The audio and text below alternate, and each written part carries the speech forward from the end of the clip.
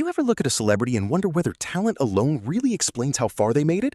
Joe Rogan has raised questions like that about Hollywood, especially when enormous wealth and influence seem to surround the same famous names. And once you start examining the stories behind some of Hollywood's biggest stars, the idea of selling your soul starts sounding less like a literal conspiracy and more like a metaphor for the compromises people may make to reach the top. There's a thing that happens in that town, in that area, where the people that think outside of the norm say it in like whispered hushed tones. There's a certain ideology that's attached to that city, and it's not logical. It's a kooky, wacky, completely insulated left-wing view of the world, and they enforce it with an iron fist. And if you're not on that team, you don't get booked for things. You don't get paid. Now let's talk about money, because Ellen and Oprah didn't exactly become billion-dollar names by simply hosting talk shows. They interviewed celebrities, gave away products, entertained audiences, and built massive media empires. Ellen became worth hundreds of millions, while Oprah reached billionaire status. So naturally, people started asking, how did two daytime television personalities accumulate that kind of extraordinary wealth? Success, and with money, you become more of who you are. One of the best things about hosting the show is that I get to bring joy and laughter to the world. But the second best thing is that makes me very, very rich. Ellen is one of the richest women in America. She's worth $330 million. You shouldn't live your life in fear of money, because you're going to manifest that. Ellen reportedly makes $50 million a year on her talk show. On top of that, there's her game show. She gets paid around $10 million a year for that. Endorsement deals, commercials, and her popular digital channel, EllenTube. Oh, and Ellen reportedly got $20 million for her Netflix comedy special, which turned her vast wealth into a running joke. By 1995, she was sitting on an estimated $340 million fortune, enough to join the Forbes 400 list of richest Americans and becoming the first Black woman to ever appear on the list. In 1997, she grew that fortune into $550 million. And in 2003, Oprah became a billionaire. After 25 years of Oprah being on the air, she said goodbye to her TV show and, in partnership with Discovery Communications, launched her own cable channel, the Oprah Winfrey Network, or OWN, in 2011. Winfrey has a net worth of $2.6 billion. Of course, there are legitimate explanations. Production companies, ownership, investments, endorsements, real estate, and syndication can create enormous fortunes. But Oprah eventually became more than a television host. She became a major force in American culture. Politicians wanted her support, celebrities wanted her approval, and powerful people wanted access to her platform. At that level, influence itself becomes a form of currency. Mastered the ability to make power feel kind, mastering the performance of care while using it to protect power. All of this behavior leaves you questioning how Oprah was ever considered trustworthy in the first place, especially as a huge part of her image was her backstory. She presented herself as a poor girl from rural Mississippi, a child so deprived she claimed cockroaches were her pets. No nice clothes, no comfort, no stability. That story allowed her audience to see themselves in her. They believed her story was their story, and unlike the polished presenters of the time, it made Oprah feel authentic, self-made. But her family tells a very different story. They actually describe Oprah as having a spoiled, comfortable childhood. After a controversial biography written about Oprah, her cousin even claims to have confronted her about these lies, with Oprah reportedly replying, "That's what people want to hear. The truth is boring." That single line reveals the moment a person made a conscious decision to become a product. Her cousin said, quote, "No one in the family believes her stories, but now that she's so rich and powerful, everyone is afraid to contradict her." Vernon Winfrey, a stepfather who reportedly helped raise Oprah, is quoted as saying, "She may be admired by the world, but I know." And then comes the controversy surrounding Oprah's personal story. Her public image was strongly connected to her difficult childhood and her journey from hardship to extraordinary success. But some relatives have disputed parts of that story, claiming her childhood was more comfortable than the version audiences heard.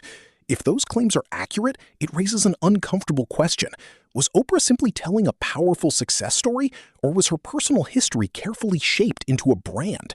And when your entire career depends on controlling your image, protecting that image becomes extremely important. She did do very well was manage risk, protect the image, and never let red flags get in the way of a profitable deal. She's always close enough to benefit from each controversy, but never close enough to be held culpable. And it was usually those who desperately needed protection who paid the dearest price when the person and the business merged into the same entity. And nobody would learn this harder than one of Oprah's closest friends, Monique. Monique had previously confided in her about some of the most painful parts of her life, that she and her mother were no longer speaking and that her brother had molested her as a child. Oprah quickly booked both Monique's abusive brother and her estranged mother for the upcoming show, using their accounts to dig deeper into the trauma, dragging the entire situation into the spotlight. She said my brother wanted to come on the show.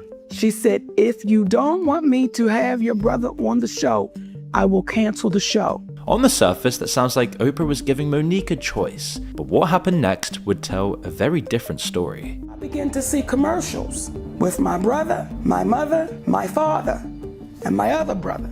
That's despite Monique making it crystal clear she wanted nothing to do with the pair, stating, my brother Gerald is a charmer. I said I don't want nothing to do with that cat. And that this is everything she didn't want.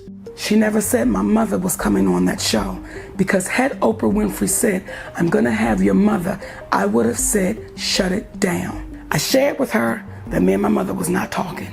I shared with her, I was hurt. Still, the interview went ahead, and Monique found out the same way everyone else did, by watching it live on television. On stage, her brother finally admitted what he had done, saying, I did assault and inappropriately touch my sister in manners that were not comfortable for her. But even that wasn't enough to stop the family from defending him. Monique's mother brushed off parts of the story on air, protecting the abuser, whilst her other brother suggested that the essay was blown out. That brings us to Monique. According to Monique's public account, Oprah became involved with deeply painful family issues involving her brother and mother. Monique has said she felt blindsided when family members appeared on Oprah's show after she believed their private conversations had established boundaries. For Monique, this wasn't just television drama. It involved trauma, family, and trust. Black women be thrown under the bus, and you said nothing, as you spoke about equality when you were working in Baltimore at a show called People Are Talking. And Richard Sher was making $50,000 and Oprah Winfrey was making half of that. And she wanted to know, why does he make more money than me? That's not fair. So you've dealt with inequality. And to watch another black woman deal with inequality, and you keep quiet. Now there's two parts to Oprah Winfrey that I haven't really spoken about publicly. The other part with Oprah Winfrey is, yeah, you let me get thrown under the bus and you said nothing. The other part is you mess with my family. You mess with my mother, my father. She called me about my brother, right? Mm-hmm. And I said, listen, everybody can change. He wanted to apologize for molesting me. She said, Monique, would it be okay that he comes on? And would you like to come on? I said, I don't want nothing to do with that cat, but I don't want to get in the way of his blessing. If he's changing, I don't want to stop that. She never said my mother. She never said my father. Now, I know who my parents were because they're both gone. I know who they are. I know my mother's greed. I know my father's greed. And you did not say that you were going to have my parents, because had you said you had my mother. Now, we had a conversation and I said to her, me and my mother are not in a good place. Now, she said some things to me about her mother and father, which I'll never repeat, because I'm thinking we're having a sister moment. Yeah. So I shared some things with her about my mother, sometime in tears, and we talking, and then you go put my mother on your show? Yeah, we got a problem. We have a problem. And because it's Hollywood, oh, Monique, just don't say nothing. That's my mother.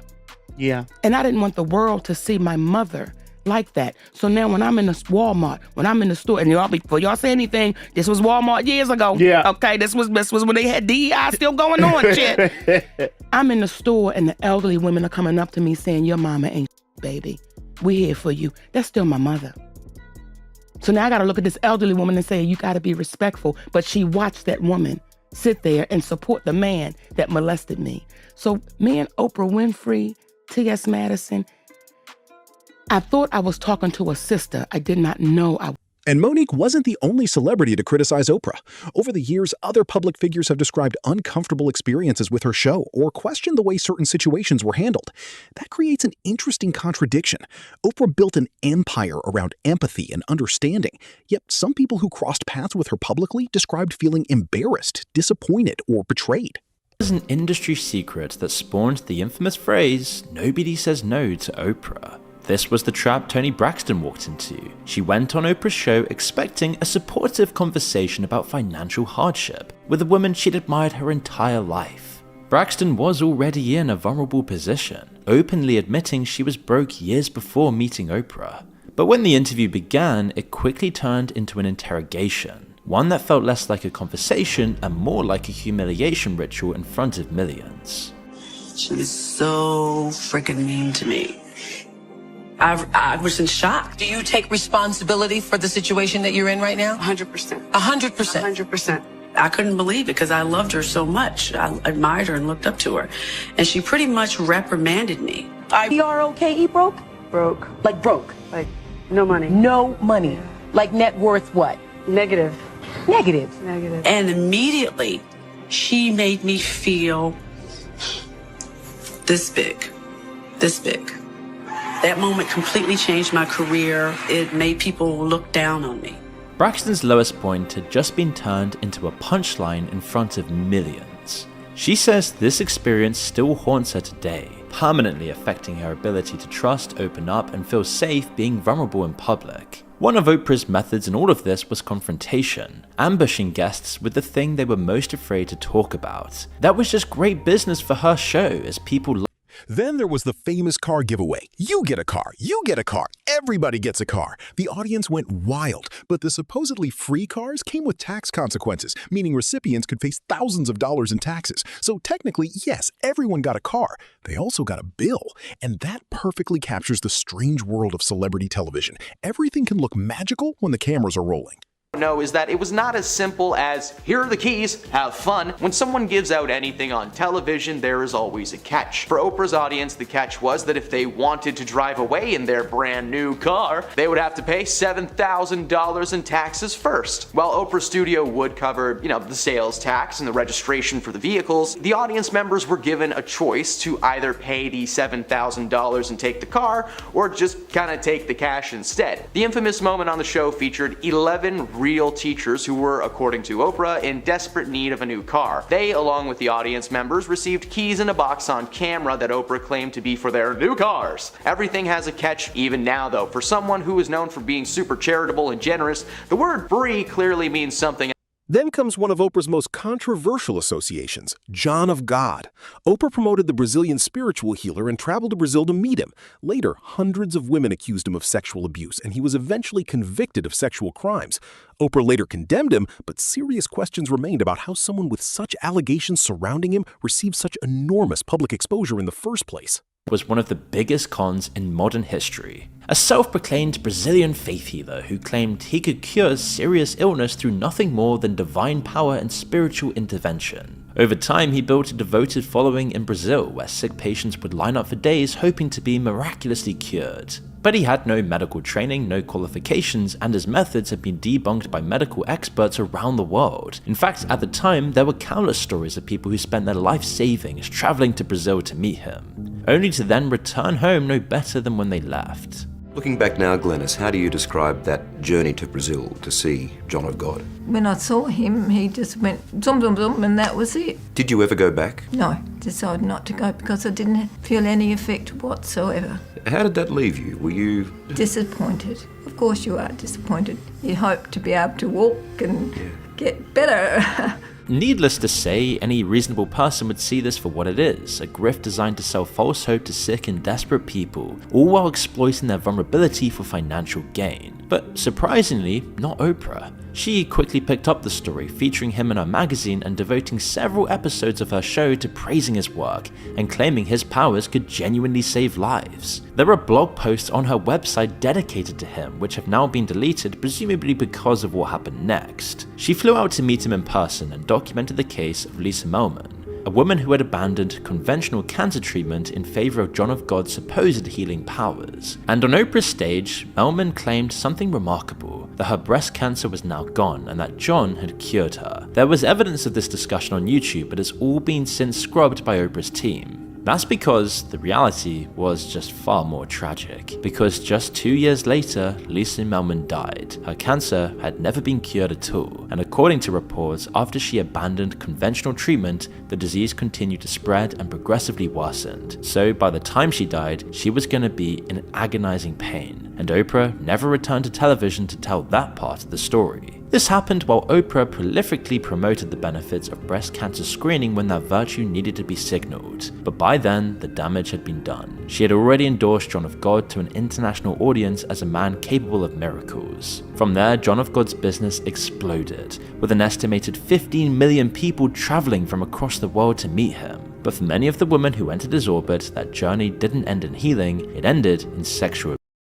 A subtext that exploded into public view in 2018 when more than 600 women, including John's own daughter, came forward accusing him of sexual abuse. John of God was declared a fugitive on Saturday after missing a deadline to surrender to the authorities. Claims against him began earlier this month when a dozen women said the self-styled spiritual healer had abused them at his clinic. Since then, scores have poured in from women within Brazil and abroad. Faria became internationally famous when he appeared on a show hosted by Oprah Winfrey. His fame had been boosted by supposedly miraculous surgeries. And this is where Oprah's role becomes impossible to ignore. If she had done her due diligence before legitimizing John of God on her show, she may have picked up on allegations that had followed him throughout his career. The quiet murmur that this so-called healer was in fact not who he seemed on more than one level. So while we can't know exactly how many women Oprah helped steer into a circle, it's difficult to deny that her endorsement played a significant role in widening that. And then there's Ellen. Before becoming a household name, Ellen has spoken about working ordinary jobs, including waitressing, painting houses, and selling vacuum cleaners while pursuing comedy. Eventually, she became one of television's biggest stars and built a fortune worth hundreds of millions. But then her carefully cultivated image began facing serious challenges. Number 8, this is our very, very first show, and you are my very first audience. So now Ellen is one of the most popular people in the world. She has millions of people tuning into her daytime show every day. She's also hosting award shows. She hosted the Academy Awards twice. So she's very popular on TV and extremely popular on social media. And she had a viral moment in 2014 when she hosted the Oscars and she took that selfie with all the celebs. Ellen broke the internet with that image. That was the most shared image on Twitter at the time. So Ellen, she's extremely popular. She's presenting this image that she's this kind woman. People fall in love with her and they tune in to Ellen for kindness. But behind the scenes, there was an Ellen that the public did not know. The Ellen DeGeneres show is facing new allegations this morning. Ellen's alleged bad behavior had been whispered about in the industry for years. But then BuzzFeed published this bombshell expose that revealed a toxic workplace culture at the Ellen DeGeneres show with claims of alleged racism, fear, intimidation, and misconduct. The accusations were kind of wild against Ellen. Supposedly, you weren't allowed to look her in the eye, she treated staff like peasants, and one former writer of her show said that she had a sensitive nose. That means you weren't allowed to have bad breath, order fish for lunch, and she even would send home staffers who supposedly smelled to go. Former workers and others publicly described an alleged workplace culture that was very different from Ellen's cheerful television persona. There were stories involving intimidation, difficult working conditions, and even bizarre complaints such as chipped nail polish. The contrast was striking. The woman who once understood what it meant to work for someone else was now being accused of making employees feel insignificant. The Real Food Daily served her and Portia at brunch. She wrote a letter to the owner and complained about my chipped nail polish, not that it was on her plate, but just that it was on my hand. I worked till closing the night before, and this was the next morn. Almost got me fired. The nail polish story was so unbelievable, the person who wrote it went on Inside Edition. This former waitress claims she was threatened with a 2-week suspension after Ellen DeGeneres complained about, of all things, her chipped fingernail polish. I remember just being like, really? But the stories shared back on Twitter were only getting worse. I once worked at Warner Brothers. One day I was in the elevator and Ellen and her entourage came in. Naturally, I held it for her and asked her what floor she was getting on. Her assistant answered 3rd floor. 30 minutes later, I got a call from my boss saying I was fired because I was harassing her. An old friend worked on her a lot and smiled and said good afternoon to her one day and she became unhinged. Who do you think you are? You don't look at me, yada yada. She She said Portia was with her and seemed embarrassed and tried to calm her down. Has forever changed my opinion of her. The responses went on and on and on, all of which being compared to Ellen's classic catchphrase. I always end each show by saying be kind to one another. Audience member Dana DiMatteo then went public with her degrading experience on the show. They tell you, you can't be smarter, funnier than Ellen. She's the comedian and the star, not you. Don't be funnier than Ellen. That's gonna be hard considering she's not that funny to begin with. If you've been a comedian your whole life and you're afraid a random audience member will upstage you, maybe you're just not funny. Dana then revealed that Ellen's completely different when the cameras turn off. How does the Ellen we see on TV compare to the Ellen you saw when the cameras stopped rolling? Totally different. She would only speak to the audience when the cameras were rolling. As soon as they turned the cameras off, she would not even acknowledge the audience. She would just sit on the couch, basically. Which was supported by Hedda Muscat, one of the show's former producers. Toxic, phony, hypocrite, liar. That's what she is. She agreed that things were different when the cameras weren't rolling. We were told from the very beginning, don't talk to Ellen, don't do this, you can't go into her office. It was very nerve-wracking, very stressful. We all walked on eggshells all the time. And after the show's DJ also said the same, BuzzFeed launched their own investigation, interviewing a further 11 former employees. They were fired after taking medical leave or bereavement days to attend family funerals. One employee who claimed she was fed up with comments about her race essentially walked off the job. Others said they were also instructed by their direct managers to not speak to DeGeneres if they saw her around. After the controversy, Ellen eventually returned with jokes about her reputation and acknowledged that people now expected her to be mean, but humor can only go so far. Once audiences hear enough stories challenging a celebrity's public image, they naturally begin wondering whether the person on television was ever the complete picture. What other people thought of me, and I realize now looking back, I said that at the height of my popularity.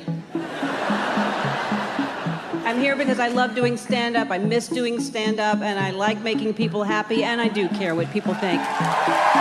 Now, this is a pretty respectable angle, as it feels extremely honest. Yet it also seems like a sneaky request for pity, which as a high-profile celebrity you'll simply never get. She then talks about what she's been up to. All right, well, let me catch up on what's been going on with me since you saw me last.